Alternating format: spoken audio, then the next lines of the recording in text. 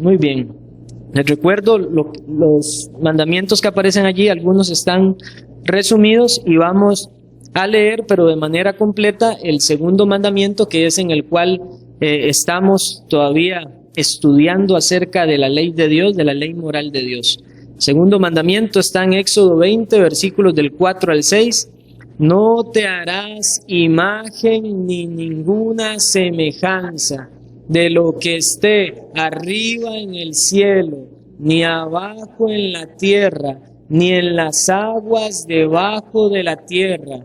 No te inclinarás a ellas ni las honrarás, porque yo soy Jehová tu Dios, fuerte, celoso, que visito la maldad de los padres sobre los hijos hasta la tercera y cuarta generación de los que me aborrecen, y hago misericordia a millares de los que aman y guardan mis mandamientos.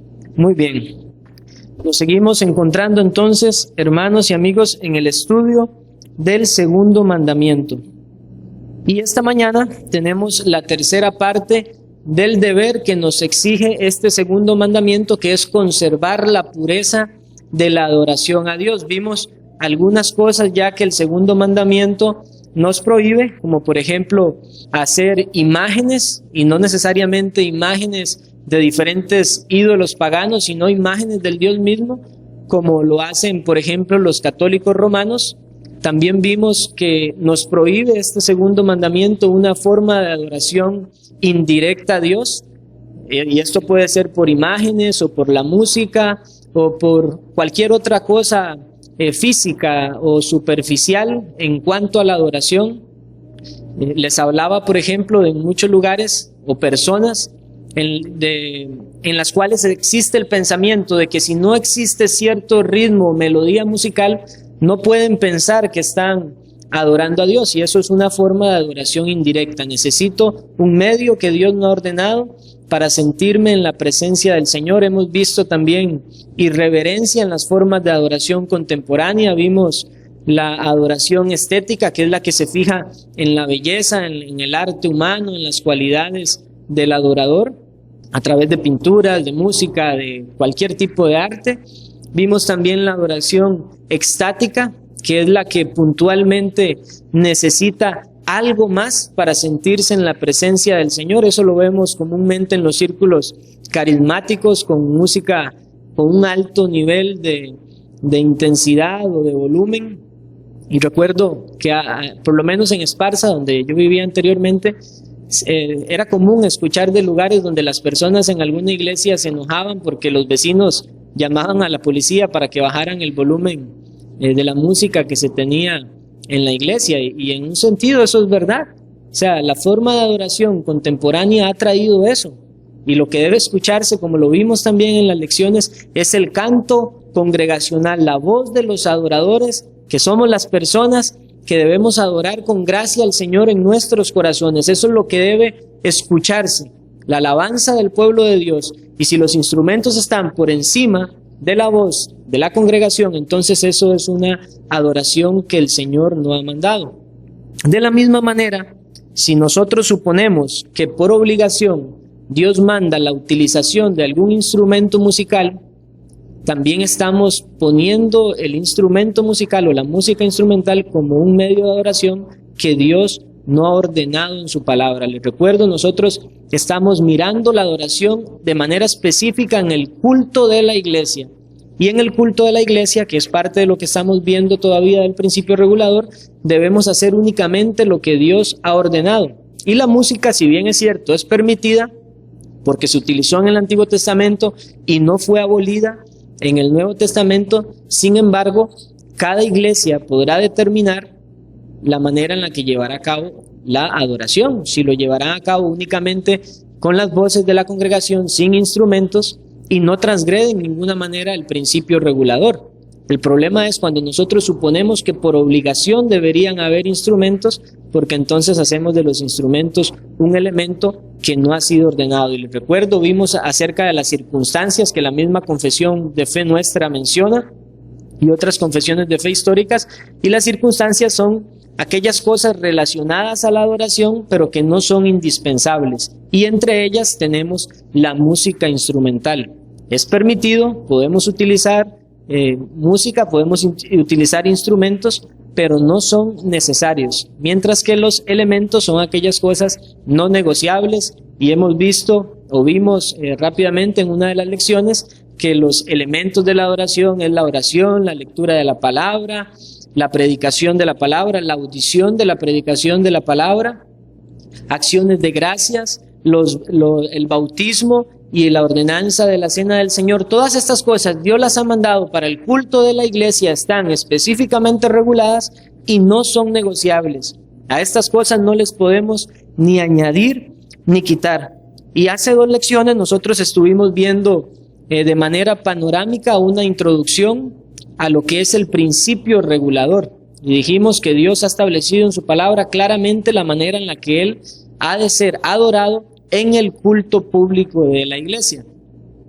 Y la misma palabra de Dios regula también el cuándo. ¿La iglesia puede elegir el día?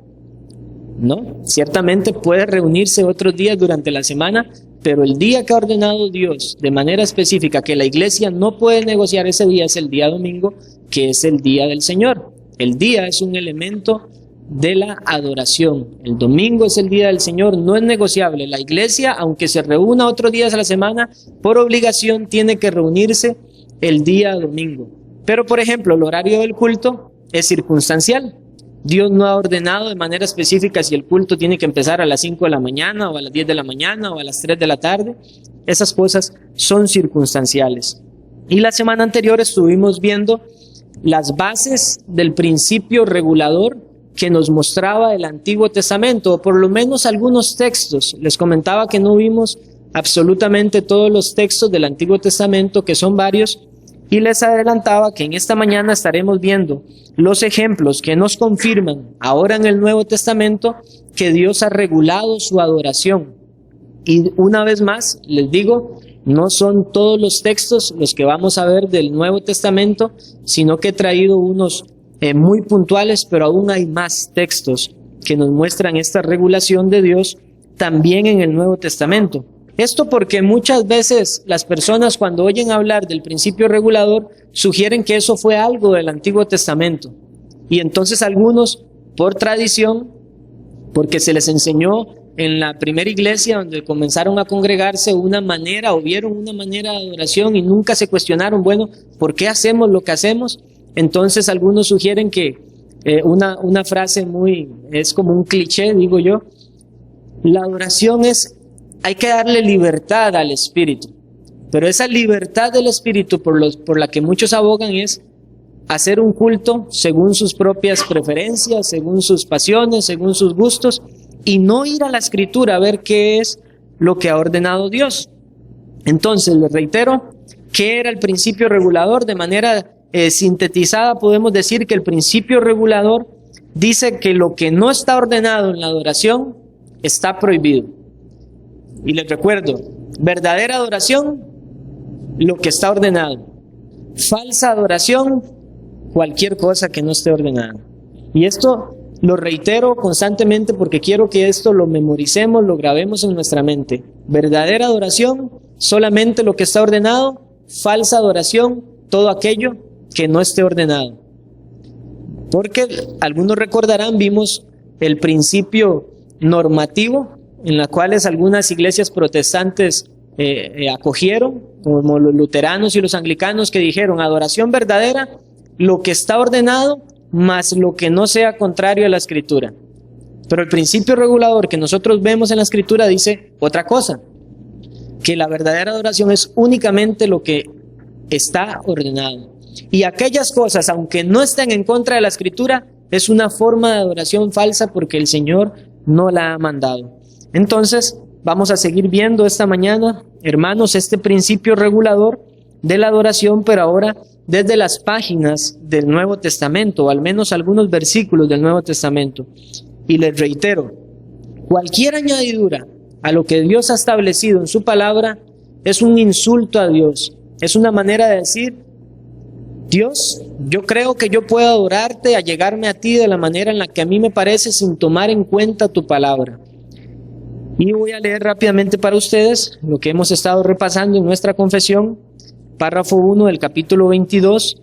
Pero el modo aceptable de adorar al verdadero Dios fue instituido por Él mismo y está de tal manera limitado por su propia voluntad revelada que no se debe adorar a Dios conforme a las imaginaciones e invenciones de los hombres o a las sugerencias de Satanás, ni bajo ninguna representación visible, ni en ningún otro modo no prescrito en las Sagradas Escrituras. En ningún otro modo no prescrito significa lo que estamos viendo. Cualquier cosa que sea añadido a lo que Él ha ordenado es un tipo de adoración pública de la cual el Señor no se regocija. Entonces, yo quiero que usted me acompañe, hermano y amigo, al Evangelio según San Marcos en el capítulo 7. Y voy a hacer rápidamente la lectura de los versículos del 1 al 13. Usted puede seguir con su mirada la lectura. Voy a leerla rápidamente. Marcos capítulo 7, versículos del 1 al 13. Se juntaron a Jesús los fariseos y algunos de los escribas que habían venido de Jerusalén, los cuales, viendo a algunos de los discípulos de Jesús comer pan con manos inmundas, esto es, no lavadas, los condenaban. Porque los fariseos y todos los judíos, aferrándose a la tradición de los ancianos, si muchas veces no se lavan las manos, no comen. Y volviendo de la plaza, si no se lavan, no comen. Y otras muchas cosas hay que tomaron para guardar, como los lavamientos de los vasos de beber y de los jarros, y de los utensilios de metal y de los lechos. Le preguntaron pues los fariseos y los escribas: ¿por qué tus discípulos no andan conforme a la tradición de los ancianos, sino que comen pan con manos inmundas?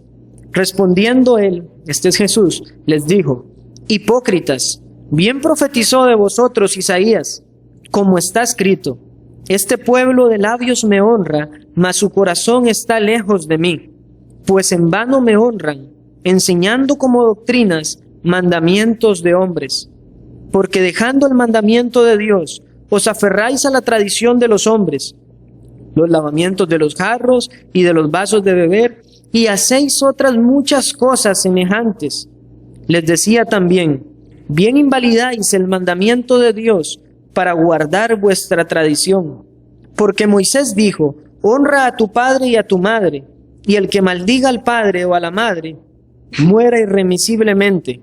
Pero vosotros decís: basta que diga un hombre al padre o a la madre, es corbán, que quiere decir mi ofrenda a Dios, todo aquello con que pudiera ayudarte, y no le dejáis hacer más por su padre o por su madre, invalidando la palabra de Dios con vuestra tradición que habéis transmitido, y muchas cosas hacéis semejantes a estas. Ahora, ¿cuál fue el problema entonces de los fariseos y que el Señor Jesucristo rechazó categóricamente? Que ellos estaban enseñando cosas en la adoración no prescritas por Dios. Eso es lo que le dice Jesús a ellos en el versículo 7. Pues en vano me honran, enseñando como doctrinas mandamientos de hombres. Los fariseos habían llegado al punto de sustituir la ley de Dios, o por lo menos rebajarla a la ley de Dios, para que por encima de la ley de Dios estuviera la tradición de los ancianos. Los ancianos eran los maestros, los sabios entre ellos, y ellos entonces introdujeron, como dice Jesús, muchas cosas semejantes a estas en la adoración que Dios no ha mandado. Ahora, esta clase de fariseísmo se nota frecuentemente en la Iglesia Católica Romana. Por ejemplo, con su tradición de que los que van a ser curas o sacerdotes no pueden casarse, y eso va obviamente hasta en contra de la Escritura. Pero en muchos casos la innovación no va en contra de la Escritura. Usted puede pensar: ¿por qué Jesús fue tan fuerte para decirle a ellos hipócritas? ¿Acaso no es una norma hasta de higiene que se laven bien? ¿No es higiénico eso? Pero el punto es que ellos le estaban dando un aspecto religioso a estas cosas. Y eso es lo que nosotros no podemos permitir en una circunstancia de la adoración, darle un carácter religioso a aquello que no tiene un carácter religioso, porque lo único que tiene un carácter religioso es lo que Dios ha permitido en su adoración. Pero los fariseos llegaron a esta manera absurda de agregar a lo que Dios había ordenado. Y si nosotros leemos bien, con cuidado, ¿qué es lo que les está diciendo Jesús a estas personas? La adoración que agregue, aunque no vaya en contra de la palabra en el versículo 7, porque está hablando de manera específica del lavamiento de los jarros, la adoración, aunque estas invenciones de los fariseos, aunque no vayan en contra de la Escritura, es una falsa adoración. Léalo usted bien. Pues en vano me honran, enseñando como doctrinas mandamientos de hombres. ¿Qué es lo que está diciéndole Jesús? Ustedes están llevando a cabo todas estas cosas como que si fuera un servicio para Dios, pero es en vano. Eso no tiene absolutamente nada que agradar a Dios. Y debemos nosotros entonces también tener temor de que vayamos en algún momento a querer ofrecerle a Dios una adoración que sea en vano, una adoración con aquellas cosas que no estén claramente prescritas en la palabra de Dios. Y esto sucede con frecuencia, hermanos, y aquí hay una doctrina también importante que la confesión también trata en el capítulo 2, la doctrina de la libertad de conciencia. Creo que les hablé en alguna de las lecciones que este principio regulador fue también liberador para la conciencia de muchos que el catolicismo romano había cautivado, imponiendo como estos fariseos doctrinas de hombres como que si fueran una ley de Dios. Por eso usted escuchará el dogma católico que fuera del catolicismo no hay salvación. Y usted escuchará otras cosas, por ejemplo, el magisterio es el único que tiene poder para interpretar la Biblia, por eso ellos no querían que la traducción de las Escrituras fuera dada al pueblo, lucharon contra eso, hubo un concilio hasta donde se prohibió la traducción de la Escritura al idioma de las personas. En aquel entonces las Biblias era prohibido, el catolicismo había prohibido que las Biblias estuvieran en los hogares y eran pocos lugares donde había una copia de las Escrituras. Y en aquellas capillas o iglesias donde había una copia de la Escritura estaba encadenada en el púlpito porque no querían que nadie las poseyera, porque ellos estaban cautivando la conciencia de las personas imponiendo cosas que no estaban en la Escritura. Y entonces, en ese sentido, el principio regulador del culto cristiano, el principio regulador de la adoración, es liberador para nosotros cuando se nos dice, como se lo está diciendo Jesús a estos fariseos, la verdadera adoración es únicamente lo que Dios ha ordenado. Todas aquellas innovaciones, todos aquellos agregados, es un honrar en vano. Yo escuchaba en la iglesia donde me congregué anteriormente, obviamente una iglesia que no tiene este entendimiento, era una iglesia pentecostal. Con frecuencia el pastor de aquel lugar sostenía que él se había separado de una iglesia en la que había estado porque no le daban libertad al Espíritu Santo. Y usted pensará que ese tipo de frases o expresiones son cosa liviana. Sí, es lo que ellos creen. Pero mis hermanos, cuando una persona está enseñándole algo a otras, las está cautivando con esa sencilla expresión, les está diciendo, en todas aquellas iglesias donde no se adora en la manera en la que yo creo que debe ser adorada, están resistiendo al Espíritu Santo, no le están dando libertad. Y entonces las personas captan esa enseñanza, esa simple enseñanza con una frase tan sencilla que a nosotros nos parece inofensiva, y ya tienen un chip en su mente de que cualquier forma de adoración que no sea como a ellos se les enseñó, entonces está mal. ¿Pero por qué? Porque las personas no preguntan, ¿qué ha dicho Dios?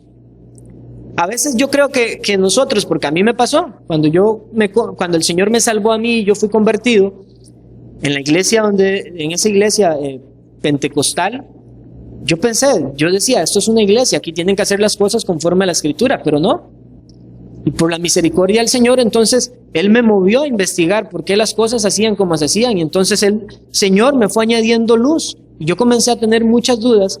Y por la misericordia del Señor, hasta la fecha estoy acá. Pero muchas de esas personas están allí y no se cuestionan por qué se adora como se adora.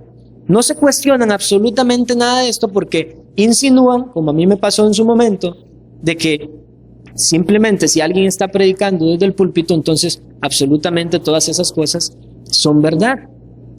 Y yo le puedo preguntar, por ejemplo, a usted, ¿cuándo cree que se iniciaron o se inició históricamente a promover en las iglesias toda clase de instrumentos musicales? ¿Cuándo cree usted que se inició toda clase de orquestas, las danzas, los mimos? Si usted revisa primeramente la escritura, no va a encontrar absolutamente nada de eso. Y si usted se va a la historia de la iglesia cristiana, usted se da cuenta que históricamente tampoco fue eso algo mandado ni practicado por las iglesias del Señor, sino que eso es algo reciente. Y a pesar de que es algo reciente, muchas personas pelean por eso, batallan por eso, diciendo, no está en contra de la escritura, no es prohibido. Pero por eso vemos las palabras del Señor Jesús, enseñando como doctrinas, mandamientos de hombres. ¿Y en qué termina eso? En vano me honran. Y nótese, hermanos, porque les decía que de manera específica hasta este versículo 7 el Señor Jesús está refiriéndose al lavamiento de las manos y de las jarras y de todos los utensilios. Y les digo, hasta ese punto no hay nada en contra de la escritura. Pero lo que sigue más adelante nos manifiesta algo más. El Señor además les responde, les decía también, dice el Evangelio de Marcos, bien invalidáis el mandamiento de Dios para guardar vuestra tradición. Aquí ya la escritura nos está enseñando una consecuencia lógica o natural de lo que es agregar a la adoración a Dios. La consecuencia natural es que va a llegar el momento en que ya no solamente son agregados que no están en contra de la escritura, sino que además pasan a ser ya adiciones que sí están claramente en contra de la escritura. Y es lo que nos muestra los versículos del 9 al 13. Habían invalidado el mandamiento, la ley moral de Dios, honra a tu padre y a tu madre, con tal de guardar una tradición. Y eso es lo que dice el Señor Jesús en el versículo 13. Invalidando la palabra de Dios con vuestra tradición que habéis transmitido, y muchas cosas hacéis semejantes a estas. Mis hermanos, el principio regulador nos libera de una conciencia atada a mandamientos de hombres que no tienen que ver absolutamente con nada respecto a la escritura. Y por eso hay libertad de conciencia para adorar a Dios, porque la manera de tener una libertad de conciencia en la adoración a Dios es sencillo, adorarle de la manera en la que Él lo ha establecido, sin agregar o disminuir a lo que Él ha hecho. Entonces nosotros vemos aquí en este pasaje el rechazo de Jesús a las innovaciones de los fariseos. Pero si nosotros vamos también a la epístola de Primera de Corintios, vamos a encontrar también que en el ejemplo apostólico y específicamente en esta epístola el apóstol Pablo amonesta a la iglesia en Corinto por las irreverencias que se estaban dando en ese lugar mientras la iglesia se reunía para la adoración a Dios. Primera de Corintios capítulo 11. A partir del versículo 17, Pablo comienza a amonestarles a ellos y les dice, y en esto que ahora les digo, no les alabo, porque no os congregáis para lo mejor, sino para lo peor. Y el punto que está tratando allí el apóstol Pablo es la irreverencia que tenían los cristianos en Corintio en la celebración de la Cena del Señor. Pero habían cosas más. Él habla aquí en estos pasajes de divisiones, de envidias, de pleitos. Bueno, mucha irreverencia. Pero en el versículo 20 dice, ¿cuándo pues os reunís vosotros? Esto no es comer la cena del Señor. Qué diferente es cuando Pablo en Hechos 27 dice que deseaba estar, dice, el primer día de la semana con la finalidad de ir a partir el pan con los hermanos. Los corintios no eran ignorantes de esto. Pablo había ya estado en Corinto y les había dado instrucción. Y aquí vemos además algo claro, hermanos. En el versículo 11, versículo 23, Pablo les reprende. Ustedes no se están congregando para lo mejor, sino para lo peor. Y según Pablo, ¿qué es congregarse para lo peor? Hacer las cosas no conforme a la adoración que Dios ha ordenado. ¿Y cuál era el punto de Pablo en ese lugar? Las personas, los ricos estaban menospreciando a los pobres, algunos llegaban con glotonería, se servían, comían, otros no podían comer de los alimentos que se compartían durante la celebración de la Cena del Señor. En aquel entonces la cena del Señor estaba incluida dentro de un ágape. Y entonces Pablo los amonesta y les dice, esto no es comer la cena del Señor. Pablo lo que les está diciendo a ellos, un momento, miren, yo les he enseñado a ustedes cómo se debe participar de la cena del Señor, con reverencia, como Dios lo ha ordenado. Y si nosotros leemos hasta el versículo 20, usted va a decir, no, eso es una inferencia que usted está teniendo, hermano. Pero ¿por qué Pablo entonces en el versículo 23 dice, porque yo recibí del Señor lo que también os he enseñado? Pablo les está diciendo a ellos, yo ya les enseñé esto, y aún más les dice, esto no son regulaciones mías, es la adoración que Dios ha prescrito, que yo ya les he enseñado, porque yo no estoy enseñando por mi propia cuenta, estoy enseñando la forma de adorar a Dios tal cual Él lo ha ordenado. Y por eso estas palabras en el versículo 23 son importantes, porque yo recibí del Señor lo que también os he enseñado. Y si aún usted todavía no está convencido de esto que le estoy diciendo, siga adelante en los versículos. Porque cuando usted ve después de esto, Pablo dice, de manera que, por esto que yo les estoy enseñando, de manera que cualquiera que comiera este pan o bebiera esta copa del Señor indignamente será culpado del cuerpo y de la sangre del Señor. Pero en el versículo 33, Pablo vuelve a la amonestación que estaba haciéndole a los corintios. Y los estaba amonestando justamente porque era una instrucción que él ya les había dado. Versículo 33. Así que, por esto que ya les volví a recordar, así que, hermanos míos, cuando os reunís a comer, esperaos unos a otros. Dios estaba regulando o había regulado su adoración y los apóstoles nunca se salieron de los lineamientos del Señor Jesucristo para su adoración. Mis hermanos, nosotros no podemos llegar a pensar que los apóstoles reconstruyeron o redefinieron el evangelio del Señor, agregándole a ellos sus propios pensamientos o sus preferencias en cuanto a la adoración de la iglesia, ¿no? Los apóstoles nunca redefinieron ni reconstruyeron el evangelio. Ellos explicaron más claramente el evangelio por la inspiración del Espíritu Santo que les era dada. Y eso es lo que nosotros encontramos en la Escritura. Y por eso en una lección les hablaba del principio regulador de la iglesia, en el cual en medio del principio regulador de la iglesia encontramos nosotros el principio regulador de la adoración. Pablo le había dicho a Timoteo en 1 Timoteo 3:15, para que si tardo sepas cómo debes conducirte en la casa de Dios. Ahora, Timoteo no era un joven inexperto. De hecho, en 2 Timoteo dice, Pablo le dice a Timoteo que desde la niñez ha sabido las Sagradas Escrituras, y sin embargo también le dijo a él, para que sepas cómo debes conducirte. Hay una manera de conducirse en la iglesia, en la reunión de la iglesia, que es diferente a cualquier otro tiempo de nuestra vida. Es Dios regulando su adoración. Pero esto no era todo en los corintios. No había irreverencia solamente en cuanto a la cena del Señor, sino que además había desorden. Un desorden que también es reprendido por el apóstol Pablo. Y ahora sí, si usted tenía dudas acerca de la cena del Señor, que no le debieran quedar dudas, porque era el primer día de la semana que ellos se reunían.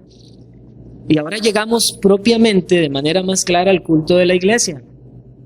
1 Corintios 12, versículos del 1 al 2.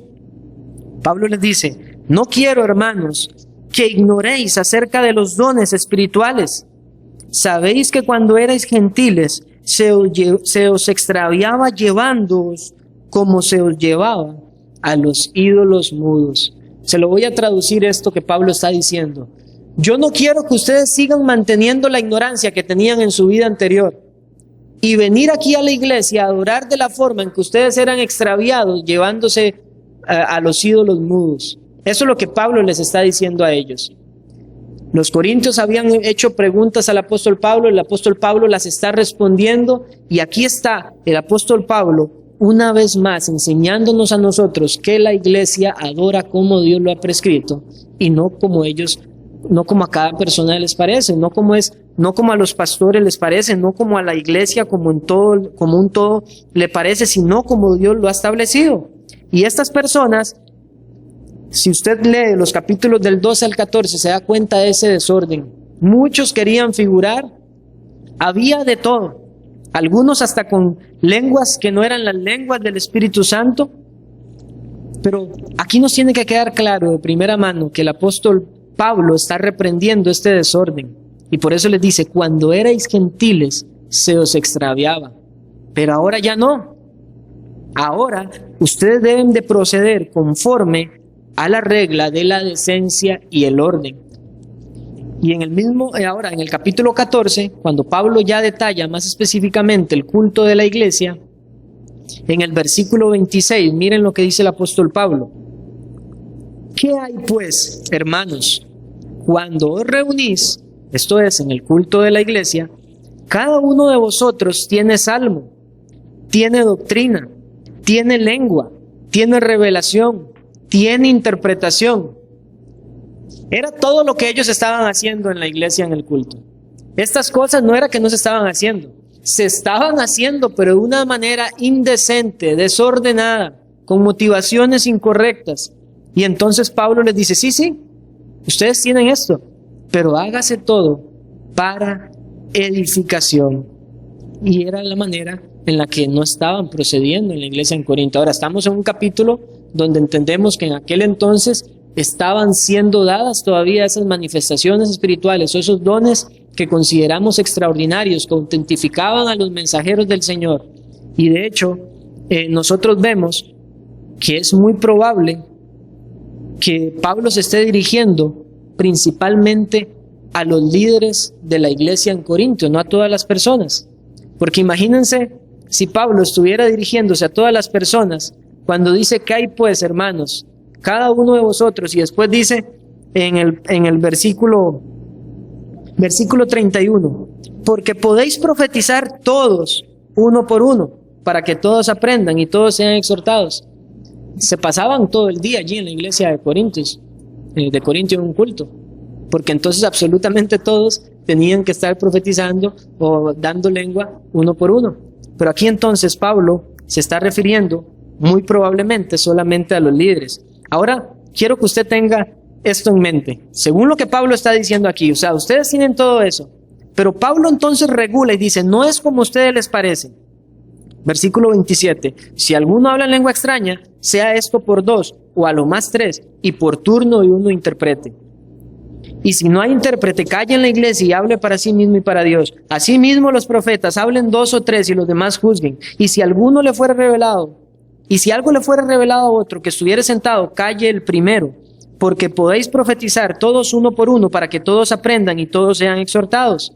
Y los espíritus de los profetas están sujetos a los profetas, pues Dios no es Dios de confusión, sino de paz. Y por las palabras del apóstol Pablo, yo creo que no requeriría mucho trabajo imaginarse cómo estaba siendo llevado a cabo ese culto en Corinto. Imagínense que mientras uno de los líderes de la iglesia estaba predicando la palabra por otro lado y al mismo tiempo otro estaba cantando un salmo, y al mismo tiempo mientras uno predicaba y el otro cantaba un salmo, el otro estaba hablando en lenguas. Imagínese usted qué desorden en la iglesia en Corinto. Y eso lo concluimos por las palabras del apóstol Pablo. Si ellos lo estuvieran haciendo por turnos, Pablo no tiene que venir a decirles a ellos esto. Pero el problema es que lo estaban haciendo, por decirlo de alguna manera, al unísono.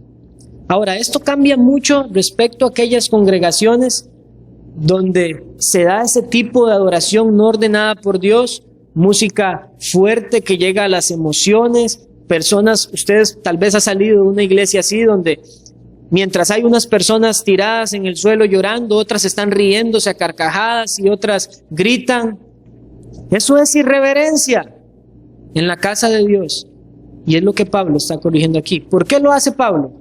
No, pero es que los cristianos tienen el Espíritu de Dios, entonces Dios les da la libertad en el Espíritu para adorar conforme ellos quieran.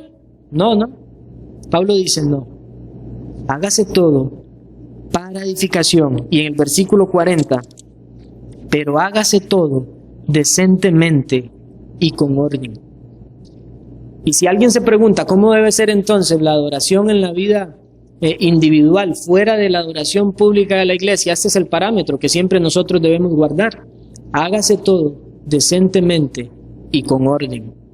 Así que Dios no ha dado al hombre la libertad para que el hombre pueda llevar a cabo la adoración que a él le parece. De hecho, hay otra doctrina aquí fundamental encerrado en esto. Hay una doctrina fundamental, hermanos, la depravación del hombre. Aún nosotros, siendo salvados por la gracia de Dios, batallamos contra el pecado, y uno de esos pecados es el orgullo. Y el orgullo es lo que nos lleva a nosotros a querer hacer conforme a nuestros pensamientos. ¿Qué caos sería si Dios hubiese dejado la adoración a la libre según las preferencias de los hombres? Porque allí es donde se pervierte toda la adoración. Hoy no vamos a tocar Juan 4:24 porque ya lo he hablado mucho en las clases anteriores. Pero Calvino hablaba de Juan 4:24, o la conversación de la mujer samaritana, cuando le dice que vosotros adoráis lo que no sabéis. Y Calvino en uno de sus escritos decía, este es el rayo que traspasa a todo aquel que quiera agregar a la adoración algo que Dios no ha mandado, que no es conforme a su palabra. Vosotros adoráis lo que no sabéis. Es como ese rayo que cruza y les dice, no, eso no es adoración. No saben lo que hacen. De la misma manera, nosotros tenemos que tener presente, claro, que por las Escrituras, con todos estos pasajes que estamos viendo y que hemos visto hasta hoy, claramente Dios reguló su adoración. El hombre, movido por su corazón que es engañoso, va a querer adorar a Dios de una manera de la cual Él no se va a agradar. Y nosotros tenemos que tener temor con esto. Esto no es algo que yo me estoy inventando y por eso estamos tocando los versículos bíblicos que nos hablan al respecto. Y una vez más en Corinto, la iglesia de Corinto era una iglesia inmadura, al punto tal de que Pablo en el capítulo 3 les dice que no les puede hablar como a espirituales, sino como a carnales. Pablo no les está diciendo que existía el cristiano carnal, como algunos interpretan. Pablo lo que les está haciendo es una relación, una comparación en que ellos son inmaduros, que se comportan no muy distinto a como se estaba comportando el mundo. Y en el capítulo 14 también, versículo 33, la segunda parte del versículo 33 al 35, dice el apóstol Pablo, como en todas las iglesias de los santos, vuestras mujeres callen en las congregaciones, porque no les es permitido hablar, sino que estén sujetas como también la ley lo dice. Y si quieren aprender algo, pregunten en casa a sus maridos, porque es indecoroso que una mujer hable en la congregación. Y aquí Pablo está rechazando roles no ordenados en la práctica de la adoración de la iglesia. Todas estas cosas son reguladas por las Escrituras. Dios estableció quiénes deben de servir de manera pública en el culto, los pastores en la predicación de la palabra y como oficiales, aparte de los pastores, los diáconos. No hay ningún otro tipo de ministerio oficial en la iglesia, pero algunas iglesias tienen de manera oficial pastor de música, pastor de jóvenes, hasta pastores de danza y de coreografía y de muchas cosas, pastores de familia, pastores de consejería. Bueno, se han inventado un montón de oficios que no son bíblicos, y cuando estas innovaciones llegan a una iglesia, están a un paso simplemente de ir ya también en aquellas cosas que son contrarias a la Escritura, como lo vimos en Marcos 7. Algunos dicen, yo recuerdo que cuando estuve en la otra iglesia, este texto fue de los primeros que yo consulté en aquel lugar. Y la respuesta del que estaba allí como pastor de jóvenes me decía a mí, no, es que eso eran las mujeres en Corinto. ¿Será eso correcto? Y mucha gente ha aceptado esa interpretación. No, es que era puntualmente en Corinto. Bueno, Pablo aquí no dice únicamente a ustedes les digo esto, sino que dice, como en todas las iglesias de los santos. O sea, no solo para Corinto, era para todas las iglesias de los santos. Las mujeres callen en las congregaciones, porque no les es permitido hablar. Pablo no está abogando para que la mujer esté completamente en silencio, sino que no le es permitido predicar de manera pública en la iglesia. Nosotros vemos por la Escritura otro rol de enseñanza de la mujer de manera hogareña, enseñando a las más jóvenes a hacer lo bueno. La mujer tiene una función dentro de la iglesia. Y algunos llegan a opinar tristemente que Dios es machista porque tiene esto. Y no, Dios ha limitado y regulado los dones. Esto no hace a la mujer menos que el hombre. Simplemente Dios estableció el lugar, los oficios y la manera en que la iglesia debe llevar a cabo la adoración. Y si usted tiene dudas respecto a esto, puede buscar también la primera epístola de Timoteo, que de hecho si usted lee toda la primera epístola de Timoteo, es una clara regulación a la iglesia de Dios. Y usted lo va a ver también en primera de Timoteo. No le permito a la mujer enseñar ni ejercer dominio sobre el hombre. Usted va a ver que incluso allí se dice que los hombres oran en la congregación. Y se dice incluso cómo deben venir vestidas las personas, y en ese pasaje específicamente las mujeres a la iglesia del Señor, vestidos decorosamente, con decoro, sin atavíos. Y Dios está regulando cómo debe presentarse el Hijo de Dios a la congregación para adorarle a Él. ¿No es cierto que esto es algo claramente rechazado en muchos lugares? Hay mujeres ya pastoras desde hace mucho tiempo, mujeres predicadoras, conferencistas famosas. No, pero predica sana doctrina. Bueno, pero la borra la sana doctrina en el momento en que se constituye como una predicadora o mujer pastoreando a mujeres. Y ahora se le dice a la esposa del pastor, pastora.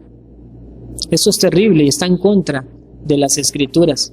Así que dentro de los círculos protestantes se puede criticar mucho y con razón el catolicismo romano, pero por otro lado, no ven que también están yendo en contra del principio regulador que el Señor ha establecido en su palabra. Y un pasaje, hermanos, que puedo decirles que es el más claro de todos, a mi parecer, en todo el Nuevo Testamento, lo tenemos en el Evangelio de Mateo, capítulo 28, versículos del 18 al 20. Y le he puesto a esto el principio regulador y la gran comisión, la tarea de la iglesia, ir por todo el mundo a predicar el Evangelio. Pero si nosotros leemos la Biblia de manera superficial, sin cuidado, sin detallar las palabras, vamos a pasar por ese pasaje como lo toman muchos. Qué lindo ir a las naciones, y yo quiero ser un misionero, y la iglesia tiene que predicar en todo momento. Pero no entendemos algo que Dios ha establecido, que el Señor Jesucristo nos ha comunicado de suma importancia allí. Y Jesús se acercó y les habló diciendo, toda potestad me es dada. Jesús le está diciendo a sus discípulos, yo soy el Señor soberano de la iglesia, yo soy la cabeza de la iglesia. Lo que posteriormente Pablo dice que Él es para que Él tenga la preeminencia en todo. Él es la cabeza de la iglesia es el cuerpo de quien Él es la cabeza. Y nosotros pasamos por alto muchas veces esas palabras introductorias del Señor Jesús, porque Él no dio la gran comisión hasta que Él dijo, toda potestad me es dada en el cielo y en la tierra. Y como yo soy soberano y como yo tengo toda esta potestad, entonces, por tanto, id y haced discípulos a todas las naciones, bautizándolos en el nombre del Padre y del Espíritu Santo. Pero también muchos se quedan hasta allí. ¿Cómo los vamos a hacer discípulos? Los discípulos son aquellos que están aprendiendo algo de un maestro. En un sentido son alumnos. Pero entonces Jesús los comisionó para que enseñaran según sus propios razonamientos escriturales, según lo que a ellos les parece. No, Jesús fue claro. ¿Qué es lo que cómo tienen que hacer discípulos? Versículo 20, enseñándoles que guarden todas las cosas que os he mandado. Entonces, esta es la pregunta. ¿Qué hace un verdadero discípulo? Según el versículo 20. Pero el verdadero discípulo, ¿qué hace? Digamos, nosotros poniéndonos como discípulos que recibimos la enseñanza, ¿qué debemos hacer? Guardar todas las cosas que están mandadas. Eso es un verdadero discípulo, alguien que guarda todas las cosas que el Señor ha mandado.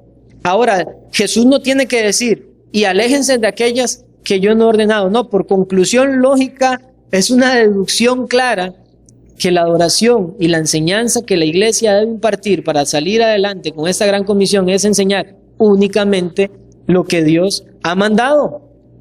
Porque vemos aquí también otra doctrina. Cristo como cabeza de la iglesia, les decía, pero también la soberanía de Dios y la suficiencia de la Escritura. Nosotros no vamos a enseñar aquello que Dios no ha mandado, porque eso entonces es violar la conciencia de aquellas personas que se exponen a nuestra enseñanza. Vamos a enseñar únicamente lo que Dios ha ordenado, lo que Él ha establecido.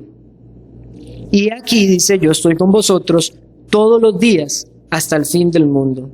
Ahora, ¿alguien me puede decir dónde nosotros podríamos encontrar un texto paralelo a este en la Escritura? Y ya lo hemos visto. De hecho, hay dos muy parecidos, pero hay uno todavía más parecido. Y es más, les digo, lo vimos la semana anterior. Es básicamente una reiteración de lo que nosotros vimos en el Antiguo Testamento. Y aquí nosotros vamos a ver entonces la unidad de los dos testamentos, que aunque un nuevo pacto es distinto al anterior, sin embargo hay una unidad orgánica. Y el principio regulador está establecido en ambos testamentos. ¿Alguien se acuerda? Bueno, lo vamos a poner. ¿Dónde encontramos nosotros un pasaje similar a la Gran Comisión? Deuteronomio 12:32. ¿Qué fue lo que Dios mandó a hacer al pueblo? Cuidarás de hacer todo lo que yo te mando. No añadirás a ello, ni de ello le quitarás. ¿Puede poner de nuevo Mateo 28:20? Enseñándole que guarden todas las cosas que os he mandado. Una vez más, Deuteronomio, cuidarás de hacer todo lo que yo te mando. Entonces, ¿es diferente la forma de adoración del Antiguo Testamento al Nuevo?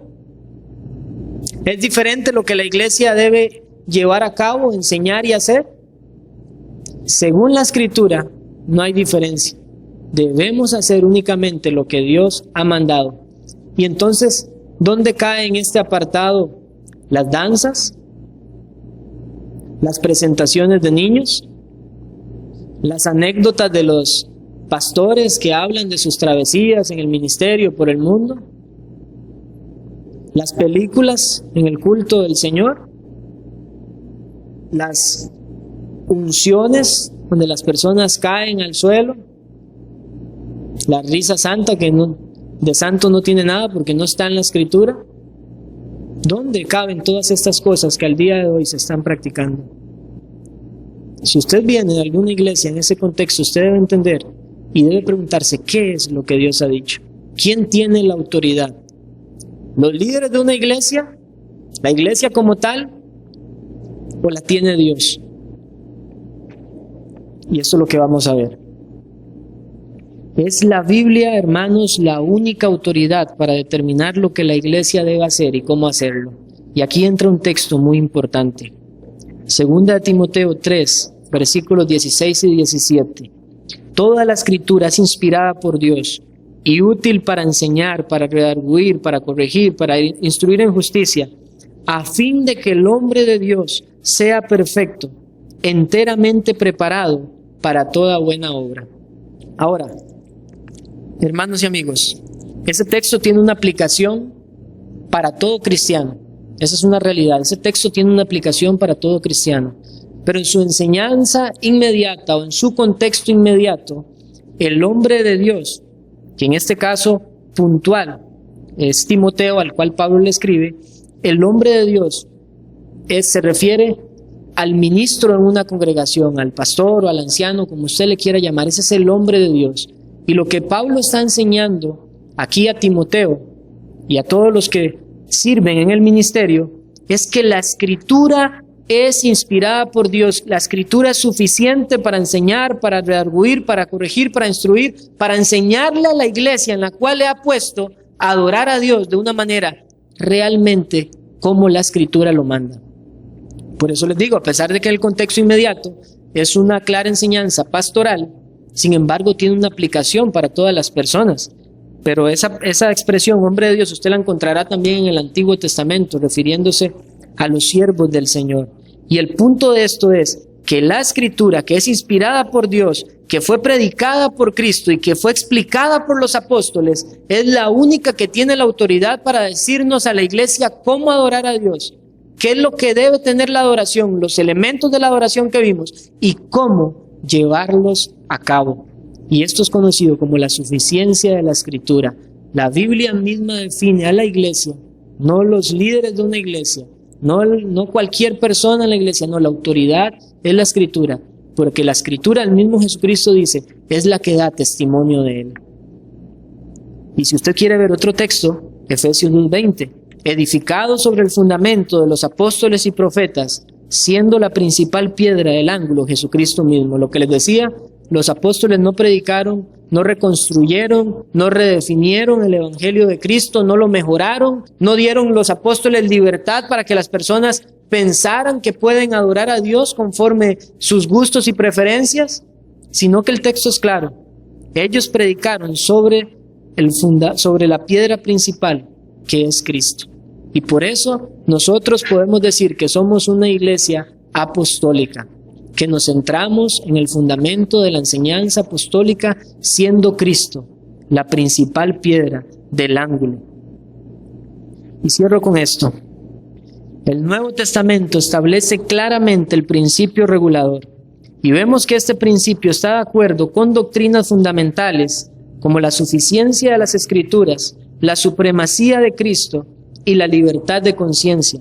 Sin embargo, a pesar de esto, muchos rechazan lo que Dios establece en su palabra y entonces rinden culto para su propia preferencia, que satisfaga sus gustos y en donde el propósito de estas personas es su propia adoración, en lugar de dar gloria a Dios como Él lo ha prescrito, guardando solamente lo que Dios ha ordenado.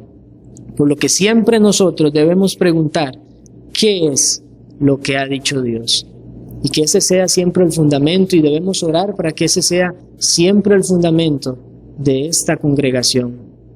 Darle al Señor una adoración que Él ha prescrito en su palabra. Pero les dije también la vez anterior, no podemos jactarnos de que tenemos los elementos bíblicos para la adoración, porque este principio regulador en ningún momento funcionó como jactancia o como arrogancia para pensar que somos más que los demás.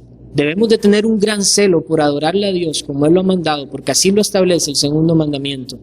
Pero debemos también convencer a aquellos que se debaten en esto, de que esto es la enseñanza apostólica, la enseñanza de Cristo.